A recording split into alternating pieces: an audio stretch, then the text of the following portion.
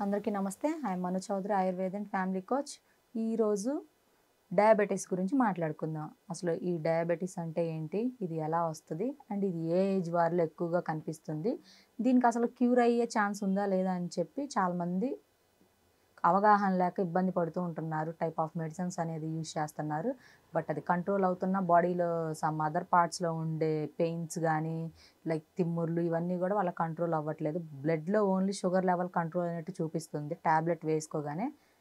But కానీ other symptoms ఏమైతే ఉంటాయో అవి మాత్రం కంట్రోల్ అవ్వట్లేదు. అసలు డయాబెటిస్ రావడానికి రీజన్స్ ఏంటి అనేది మనం ఈరోజు మాట్లాడుకుంటే, లైక్ ఎక్కువగా ఓవర్ స్వీట్స్ తిన్నా, లేదు అనంటే పాస్ట్ జనరేషన్స్‌లో ఎవరికైతే ఈ డయాబెటిక్ ఉంటదో, సో వీళ్ళకి వచ్చే ఛాన్స్ అనేది ఉంటది.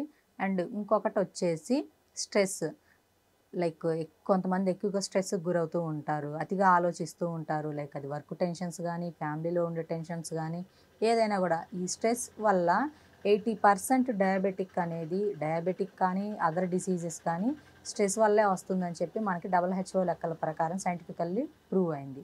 సో, అలాంటప్పుడు స్ట్రెస్‌ని నార్మల్‌గా కంట్రోల్ చేసుకోండి.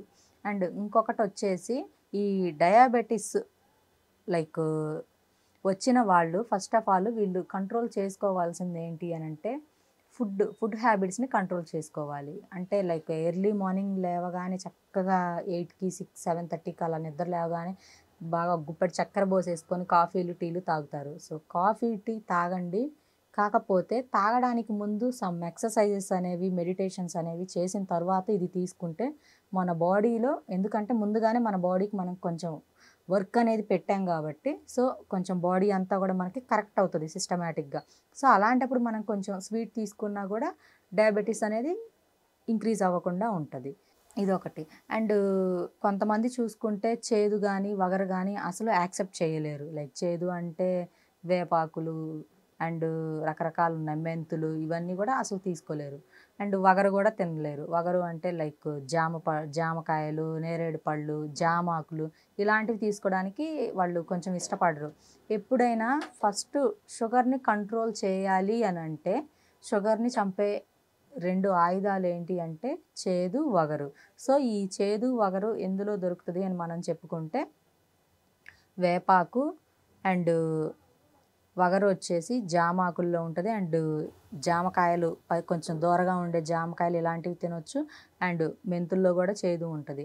సో, డైలీ ఉదయాన్నే ఒక స్పూన్ మెంతులు, ఒక 2 కాకరకాయ ముక్కలు అండ్ 4 జామాకులు అండ్ ఇలాంటివన్నీ గూడా డైలీ ఎర్లీ మార్నింగ్ తీసుకున్నట్లయితే మనకి ఈ డయాబెటిస్ అనేది కంట్రోల్ అవుతది. అండ్ అదే కాకుండా బాడీలో ఉండే బ్లడ్‌లో ఉండే షుగర్ లెవెల్స్ కూడా కంట్రోల్ అయ్యే ఛాన్స్ అనేది ఉండేది. వీటితో పాటు డయాబెటిక్ ఉన్న వాళ్ళకి చూపు మందగించడం అండ్ కాళ్ళ తిమ్ముర్లు రావడం అండ్ వీళ్ళకి అరిచేతులు, అరికాళ్ళు మొద్దుబారినట్లుగా ఉండడం, కండరాలనేవి బిగుసుకుపోయినట్లుగా ఉండడం అలా ఉంటది. అండ్ వీళ్ళెక్కడికి వెళ్ళినా కూడా ఏ ఫుడ్ తీసుకున్నా కూడా బాడీ కొంచెం అనీజీగా ఉంటది వీళ్ళకి. గట్ ప్రాబ్లమ్స్ కూడా వీళ్ళకి ఎక్కువగా వస్తూ ఉంటాయి.